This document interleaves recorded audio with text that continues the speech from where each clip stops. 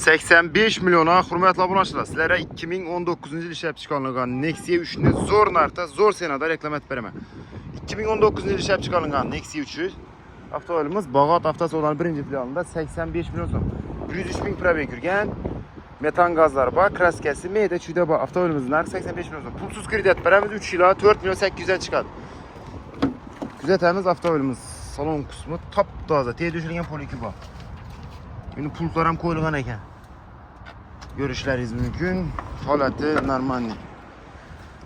Balonlar o'rta holatda sotuvda. Hurmatli obunachilar, kelib xarid qilaman desangizlar, naqd pul, kredit, barter asosida xarid qilishlaringiz mumkin. Narxi 85 million so'm.